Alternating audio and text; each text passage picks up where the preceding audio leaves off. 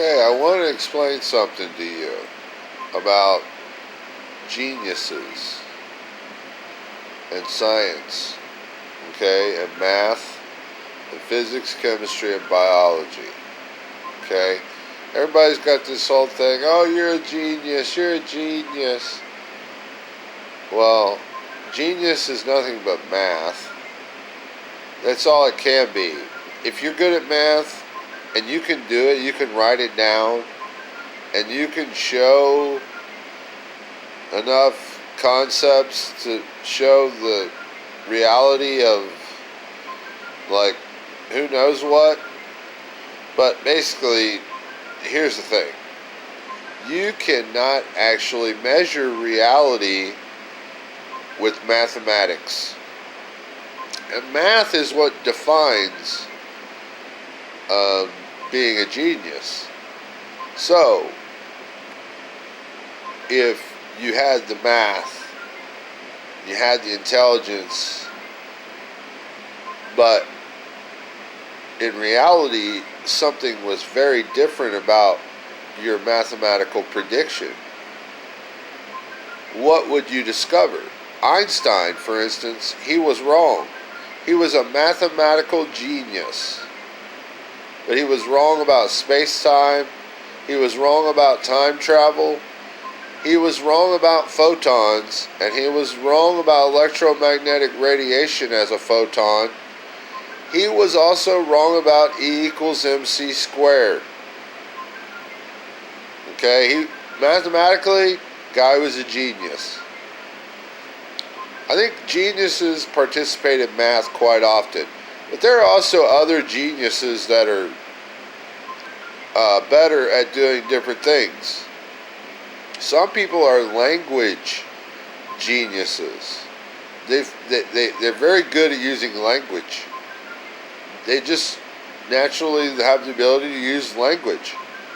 They use it and memorize it very well. Then there are mathematical geniuses. There's all different kinds of intelligent people. Emotional intelligence, physical intelligence, the concepts of life intelligence, space intelligence, the multiverse intelligence, particle intelligence, math intelligence, reality intelligence, physical intelligence, chemical intelligence, you name it. People have these aspects that become their focus. And people are proclaiming that these people are geniuses. Geniuses. So, there's a problem with this, is that geniuses, they honestly succeed at some things, and we do have a basis for reality, but then, at some point, genius begins to fall away, and it can't be useful. It's not real. So you could create the complexities of things that could happen if reality was a specific condition. And reality probably is multiple conditions, but if something happened, geniuses should be able to predict it prior to it even happening. Which is what geniuses typically do, is they make predictions about reality and physics and chemistry and biology. So, and math and language and emotions and pain and suffering and you name it, everything. You know, alien life. People have these notions in their mind, and it's built when they're young. It comes according to how their brain and body are constructed in their environments and experiences, their chemistry, everything about them. Suddenly, even you can learn. There's also a thing called learning. People can grow to be very intelligent, and they can learn much faster once they get certain concepts. Like the law of distribution, geometrical distribution, or mathematical distribution. It's all just distribution. Doesn't matter. It's all made of particles. So, if a genius was intelligent, and I mean without cheating, the genius was intelligent, and they were truly of power, without cheating, they would be able to tell you what I'm holding in my hand from this video. But the problem with that is, most every person on this universe cannot actually tell you what was in my hand. They can assume, they can make assumptions, but the only way to prove it is by measurement. Now, this video is not a clear measurement of reality or the truth. But knowing what was in my hand